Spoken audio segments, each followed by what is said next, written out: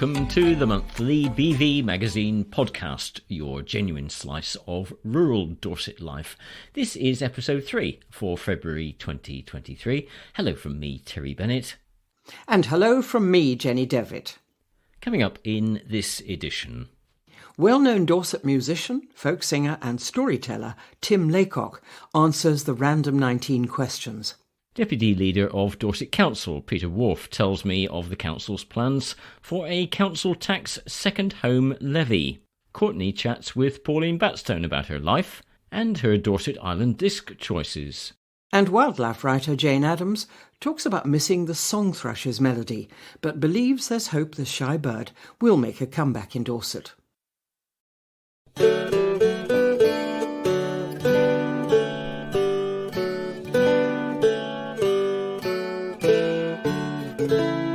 The person chosen to answer this month's random 19 questions is well known in Dorset folk music, storytelling and Thomas Hardy circles. He's actor, musician, singer and playwright Tim Laycock. His connection with Dorset goes back a long way to when he was just 3 years old.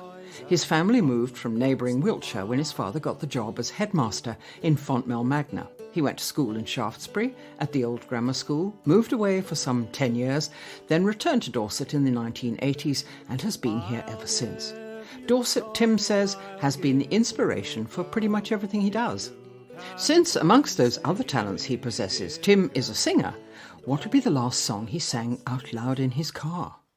Well, funny enough, it's an older song. It's one that's very much to do with the play that I'm working on at the moment, which is called Spinning the Moon.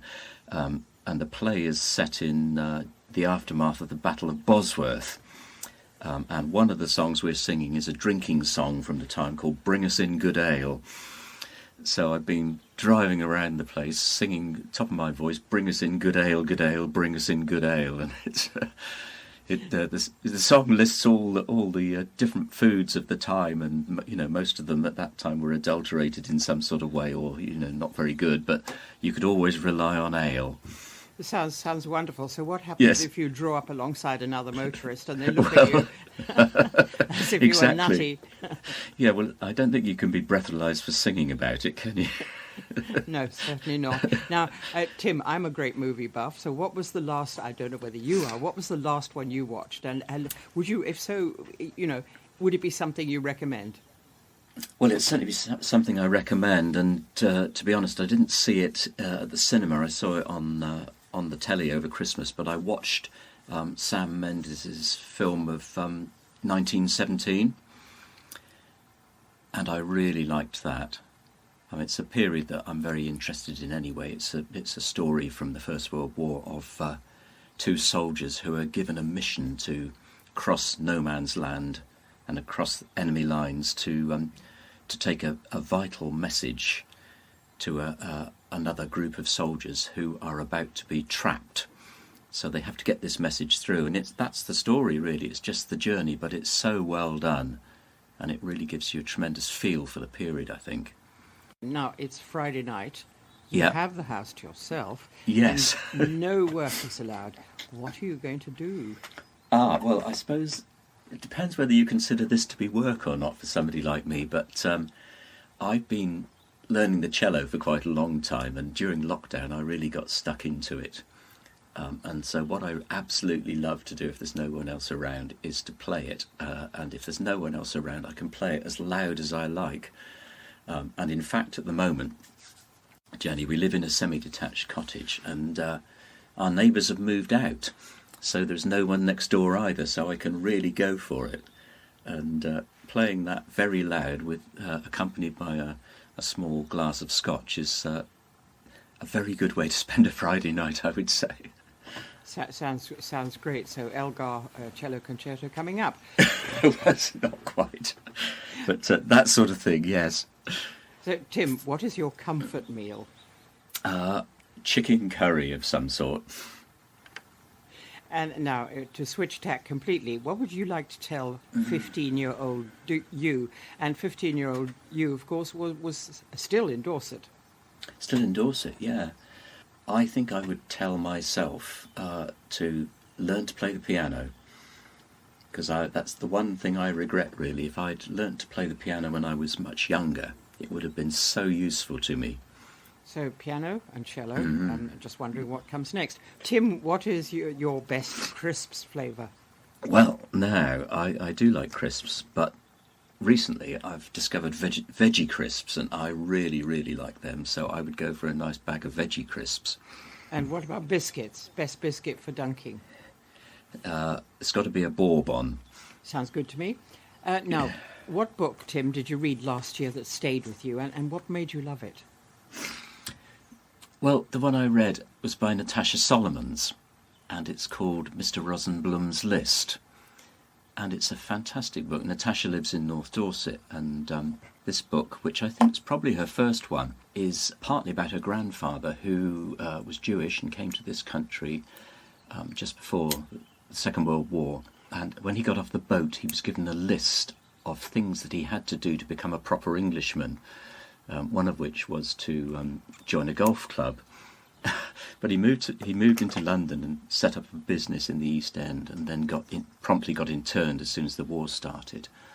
But he came down to Dorset when he was finally released and just fell in love with the place and decided to move here. So he came to somewhere which sounds like it's probably in the Ibberton area, and the book is about how this Jewish businessman becomes integrated in the community, and it's just such a delightful book. It's quite funny, there's lots of humour in it, but the other thing I love about it is that there's so much folklore in it as well, and some of it is actual folklore that I already knew about, and quite a lot of it is folklore that I think Natasha has sort of slightly tweaked a little bit, because I've never heard it before relating to Dorset. But what it builds up is a wonderful picture of this rather eccentric chap who moves to a Dorset village, how the locals react to him. And he does, in fact, solve the problem of the golf course by building one on the side of Bullbarrow.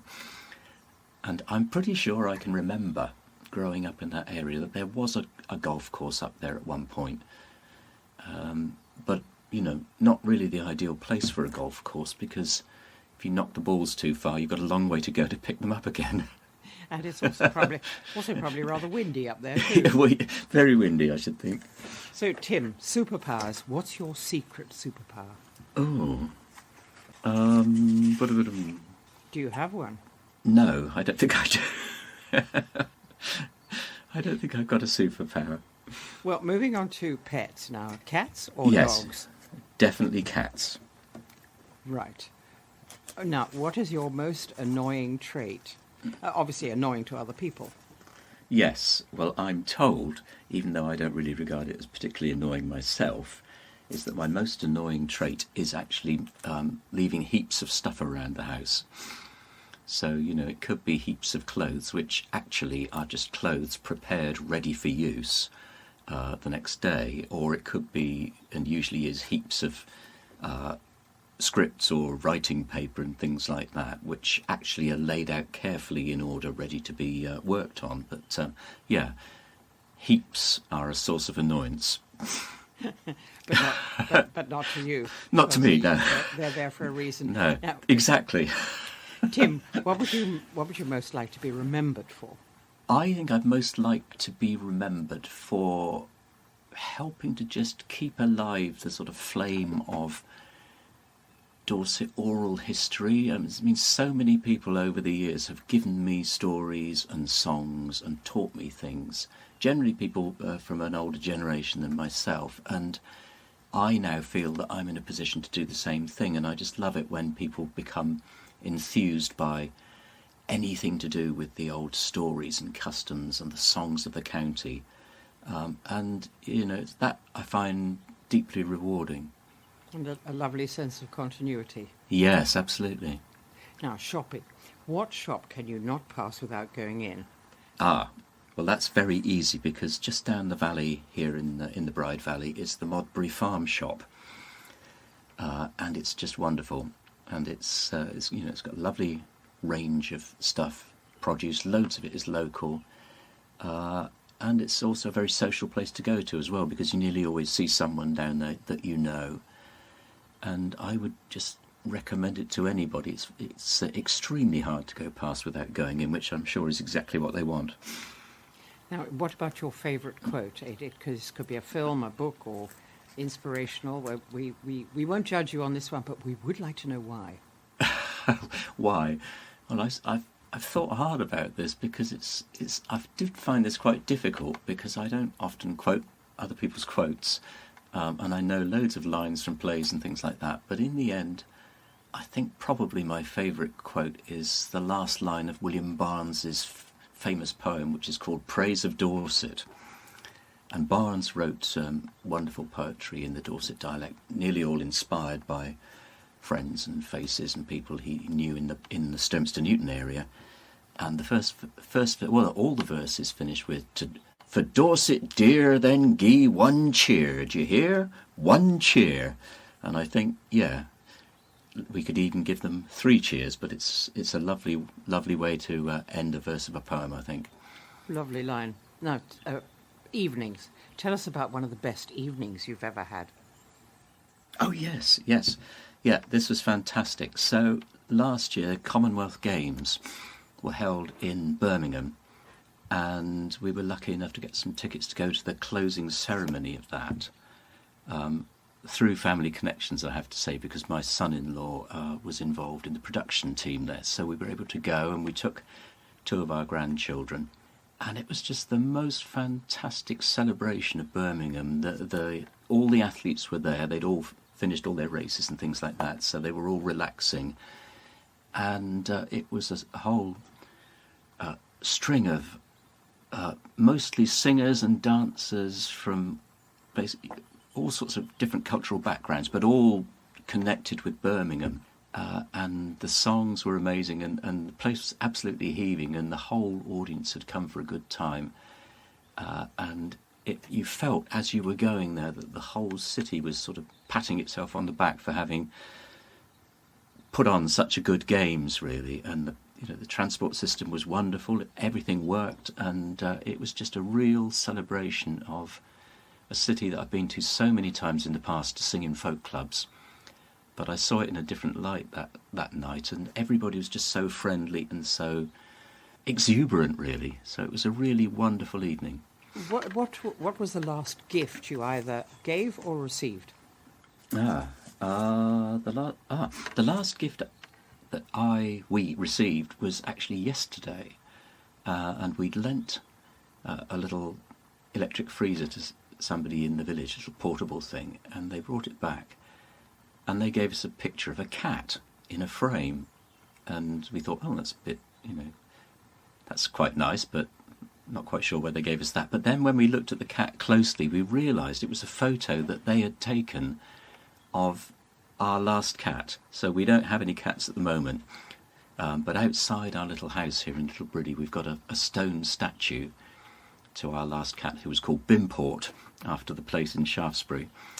And they'd got a photo of it, which they'd taken when years before. So it was such a touching thing to receive this little picture and be reminded of a very, very dear pet, really. Oh, very nice. Now, your websites, top 3 most visited. That doesn't include social media or BBC News. You're not allowed those. Well, my top 3 websites are all the same one, really. It's just YouTube. I just absolutely love YouTube, and I use it more than anything else, I would say, because there's just so much wonderful music. There's so much history on it as well, and I very often use the on YouTube the how to repair such and such site and things like that, and they are very, very entertaining. And so that's my go-to site. Other than that, I mostly use the news. And what in life is, frankly, a mystery to you? Well, I would say computers, really. Chip shop chips or home-baked cake? I think it would be home-baked cake, definitely. And finally, Tim, you have the power to pass one law tomorrow, uncontested. What would you do? I think I would pass a law that every child ought to be able to study art and music at school at the level they would like to. I think that would be wonderful. Us no more.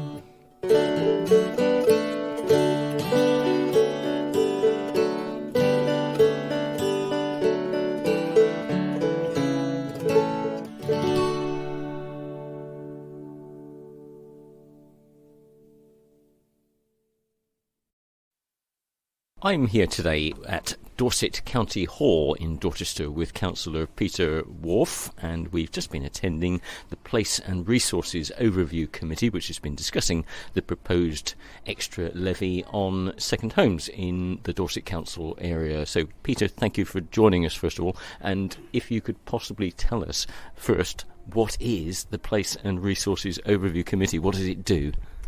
Certainly. I mean, as always, the structure of local government can be difficult for some people to understand, but we have what's called a cabinet system that take executive decisions, and some of those decisions need to be ratified at full council.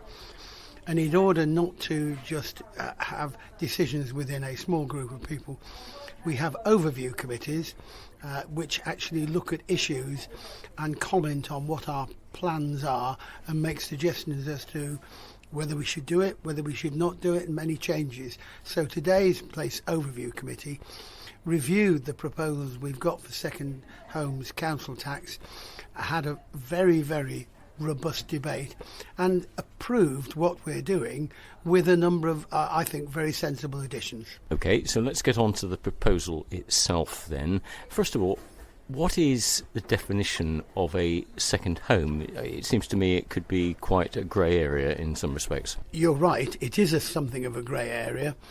The definition is being formulated in the levelling up legislation that is currently going through Parliament, and it may change before the end of March. But at its simplest, you have a home that you live in, and you nominate that as your prime residence, and if you have another home in your name, it is a second home. Now, what's a home? Even a park home or a chalet or something like that may well be a second home. So you may have to inquire and get some clarification. But if you've got two lots of bricks and mortar, then one of them's a second home. All right, perhaps a bit of clarification to be gained there through the legislative process. Absolutely. But assuming then that you meet the definition of having a second home, what is the Dorset Council proposal now? I understand it's rooted in the primary legislation, which is the Levelling Up Bill, but what's the proposal that Dorset Council is going to adopt for the treatment of second home owners? Well, the proposal is that we adopt national legislation, so we're not doing anything that isn't prescribed, so other local authorities will either do this or not. There won't be any flexibility to go halfway in between. And the proposal is for second homes, as nominated, that they will be charged 200% council tax. So if they're paying 100% at the moment, they will pay 200%. This doesn't apply to second homes that are used as a permanent residence. This is primarily for what is called in the legislation intermittent residence, which is where people go and occupy it, etc. But even a permanent resident that's rented permanently can be moved to intermittent. So second homes let intermittently, 200% on the times that they're let intermittent. This could be seen as trying to discourage the ownership of second homes within the county. What is the problem with second homes? I mean, there's many features of that has been quoted today in the meeting, but could you summarise what the council sees as the difficulties with people having second homes in the county and not being here very often? Well, first thing is I'd like to say there are two sides to this argument, so please don't take this as one side only.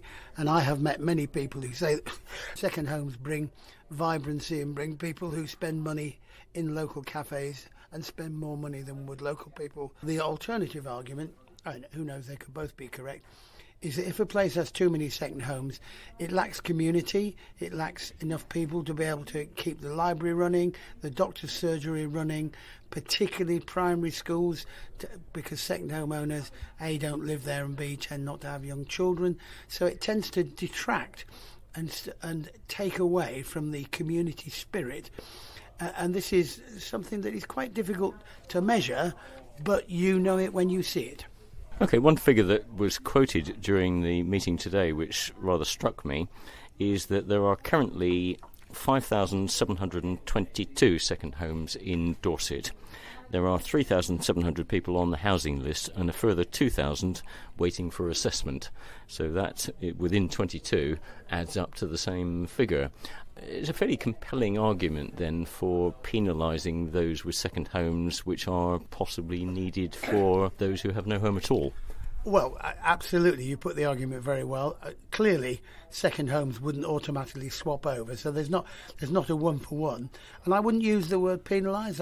It's a premium you pay for having the pleasure and privilege of coming down and spending your time and your holidays in Dorset. So I don't think it's a penalty, and it's not huge. And, you know, the argument is if you can afford a second home, you can afford another lot of council tax, which hopefully will go some way to addressing the issues that overly second home usage can bring to a community where certain, you know, even local clubs and knit and natter clubs and old age pensioners clubs end up they're just not enough people. And we had the story in today's debate of a village in Devon where the pub closes, apart from a few days over Christmas, closes between September and April because there are just not enough people there, and the village becomes relatively dormant.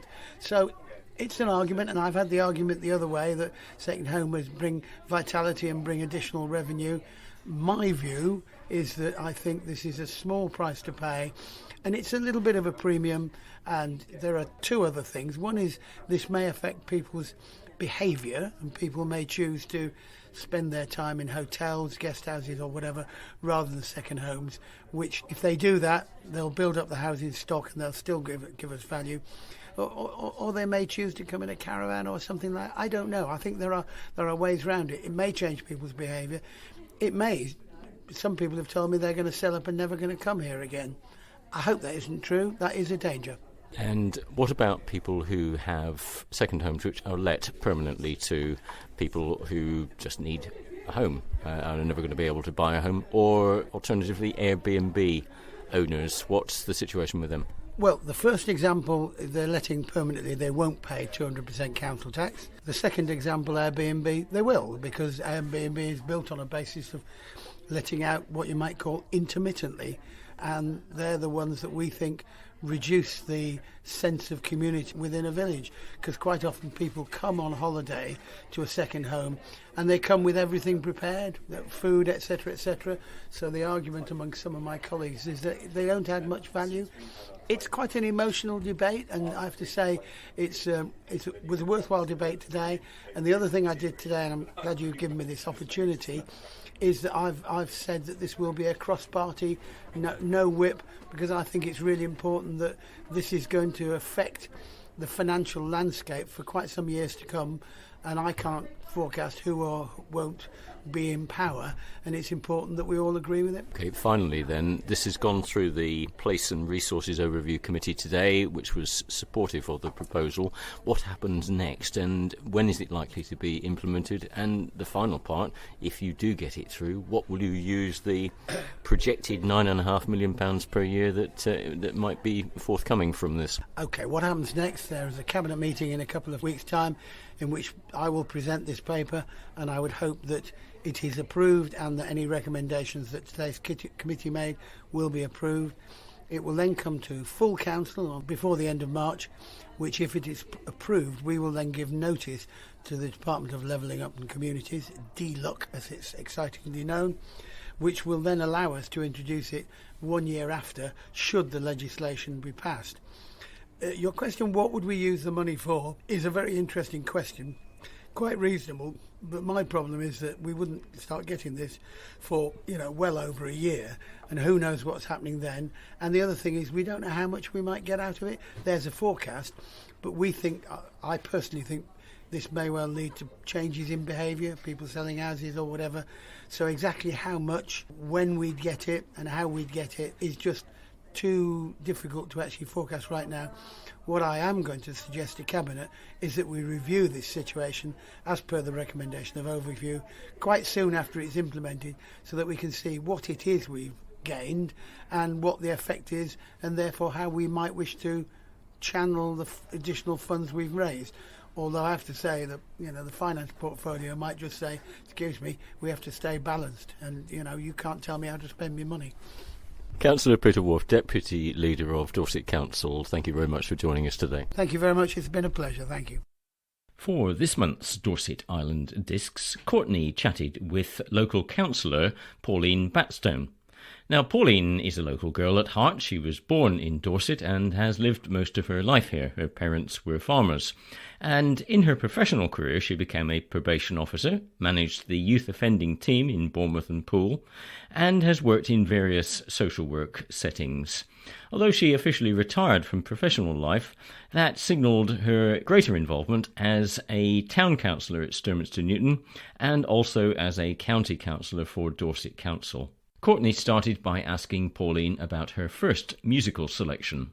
The first song that you've chosen is Marching Strings, which I believe is related to an early childhood memory. Can you tell me more? Yes, there used to be Uncle Mac playing music requests from children on the radio when I was very small. And I liked this tune, Marching Strings. And I decided to take it upon myself as a very small child. Someone must have given me the address, I don't know, but I managed to write and request that it was played for me, and I got it played to the amazement of friends and family. Someone must have given me the details, I don't know how I did it, but I remember being quite pleased that I'd achieved this. That's excellent. Okay, so then we move on to your next song, by Tommy Steele, I believe, Singing the Blues. Why this song? Well, my very good friends and I, very close friends up at Magpie, they were very keen on Elvis Presley, but at the time, in a sense, there was competition between Elvis Presley and Tommy Steele, mostly. And I was a Tommy Steele fan, so I went for Tommy Steele. And interestingly, yesterday evening, there was a programme on television about Tommy Steele and his career, as he's now 84, I think. And still a fan, then? Oh, still a fan. Even more of a fan, having heard more of his career and seen him yesterday. Fantastic. Okay, so your third choice, I think it's one that everybody knows, really. The Beatles, Love Me Do. Why? Because when the Beatles came on the scene, and I was probably in upper fifth or sixth form or whatever at school in Sherborne, it was such a different music from what had gone before. It was so distinctive. And then other similar sort of stuff came afterwards. But no, the Beatles were such a distinctive group at that time, so that's why that one. Still with you now, you think? Oh, I enjoy the Beatles. Anyone has to enjoy the Beatles, I think, still. Come on. Fair enough. Okay, and then something completely different. Left curve here, I think. We could say Blue Danube Waltz, which is a very long way from teenager Pauline grooving to the Beatles. Yeah, I think I stuck that one in. I think because, that's right, my parents were keen on old-time dancing. And indeed, I remember as a very small child being danced around the garden by my father to the Blue Danube Waltz. But I also remember as a sixth former, I think I must have been, I could drive by then. I had my own car by then. Mum and Dad would go off all over the county with their mates doing old-time dancing. I was the one sitting at home doing my homework and saying, what time do you call this, when they came in? And I remember one particular occasion when the phone went very late at night. They were in Weymouth. They'd locked their car keys in the car. So could I take I think it's probably my elderly Morris A30, down to Weymouth at sort of midnight to go and pick them up and bring them back, along with the spare keys. So I think that's what the Blue Danube reminds me of them and their old time dancing. Oh, it sounds like not much has changed, really, doesn't it? Definitely. Okay, so now you don't mention a specific song here, but I'm going to push you on it a little bit. You mentioned generally reggae, so any particular track in particular that you think? I can't think anymore now. That came about because when I left school, I went to Secretarial College, which was great, down at Bridport, for young ladies of a good education, and learnt to do shorthand and typing and bookkeeping, and went to work in Bristol. And this was Bristol in just 68.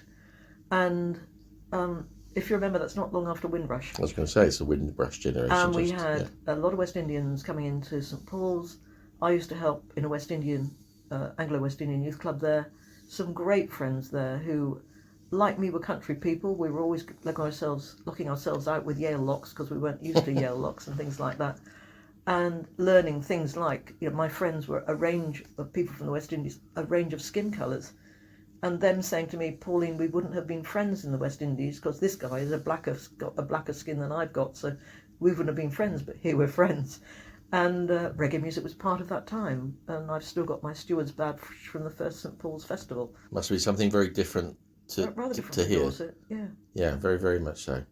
So no one track in particular, but just a general love of the music. I thought I still had the records around somewhere, but I couldn't find them when I looked. But I think, yes, it was very different, but they, like me, were country people who'd come to a big city. Mm-hmm. The fact that their original origin was a very different sort of countryside to mine, but there were a lot of similarities. Well, I'm sure we can find a reggae track to put in there for you that will represent that for you. Absolutely. Still like reggae. It's brilliant. Excellent. Okay, so again, a bit of another sort of sidekick really here. Waltzing Matilda. Is this because of a love of the tune, or is there an Australian connection as well? A very strong Australian connection. My uncle was in Australia when I was a child, was always hearing about Australia. Subsequent family history research has revealed that my grandmother was born in Australia because there was this earlier wave of people who'd gone to Australia. And Waltzing Matilda, because I think great-great-grandmama, mother of one who had originally gone to Australia, she was a Matilda, and I've been going to Australia on visits to my friends and family since 1971. So Australia is my second home. And you still have family there now? I still have family there. I'm planning another visit now. Excellent. Okay. I worked there for a while as well. I got a Dorset Council scholarship, not Dorset Council scholarship, British Council scholarship, for my last year at university, and went with other students to work in Australia. The idea was you work for 2 months and you had a month to wander around using the money you'd saved. So I had 2 months working in the immigration department in Canberra, and went around parts of Australia at that point, and then went across to the other side, across the Nullarbor in a bus when the roads weren't even made up. And that was my first trip to Australia. And where are family sort of located now? Some of them are in Fremantle and Perth, but on the earlier wave of migrants, my great-grandfather went out in 1867 with his very new wife from Somerset. Off they went as migrants. I don't think she'd even seen a ship before, I suspect. They went off into Melbourne, went up to Sydney, went up to the northern part of Western Australia. He became a school teacher.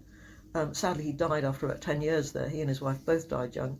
But one of my other cousins and I did go trailing round to the places where he and his wife had been, and visited the places where he had founded schools in his time, ending up in Woodburn, which is on the very big Richmond River, and that's where sadly he died. But I was in touch with the school there, and I've seen records of his time there.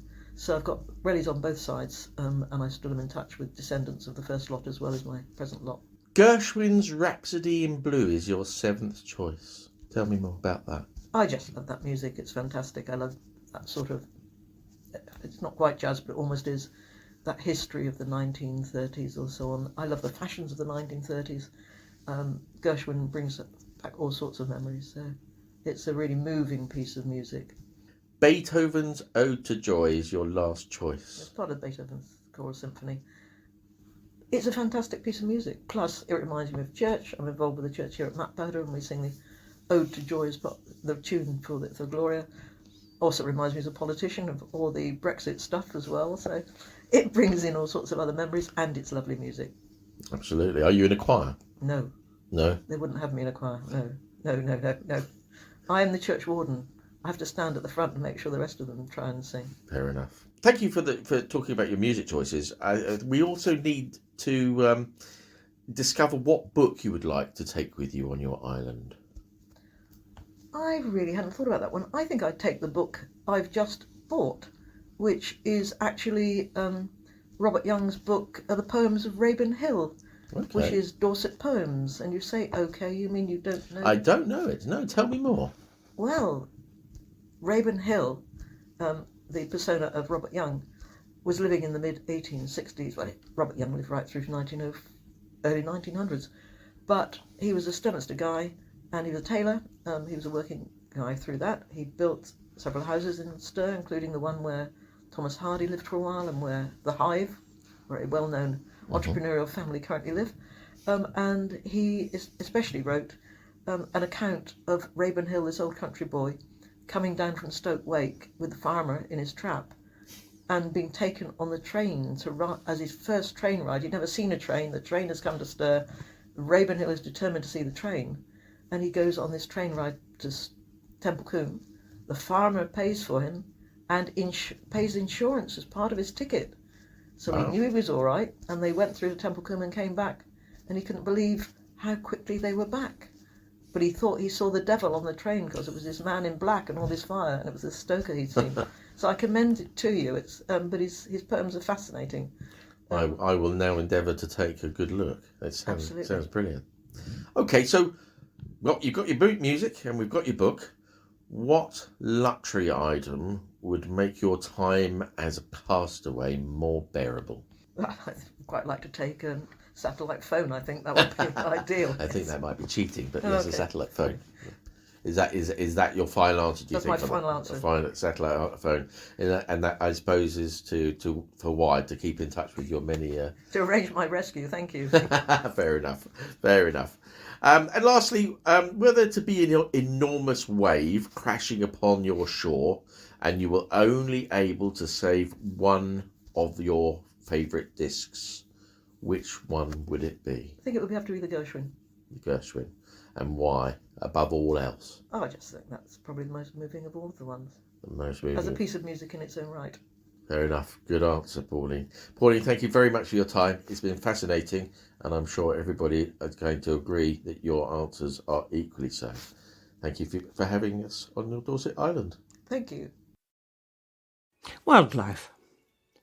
Wildlife writer Jane Addams is missing her early morning alarm call, but feels there may be signs of hope for mavis.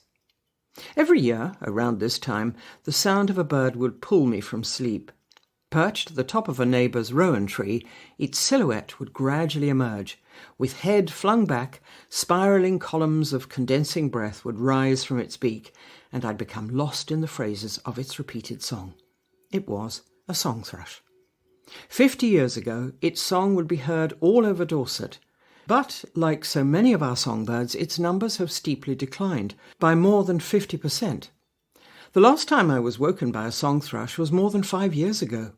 Some people have blamed their decrease on sparrowhawks and magpies, but this doesn't stack up. Research by the British Trust for Ornithology has found that over the last 30 years, the proportion of predated thrush nests has actually decreased. Thrushes are just as likely to have declined in areas where hawks and magpies are missing. Sadly, human interference is the real culprit. We've taken away hedgerows, woods, and wet ditches, increased drainage and tillage on the land, and there are now fewer permanent pastures. We've removed the food and the nesting sites which song thrushes need to survive. Still, there is hope.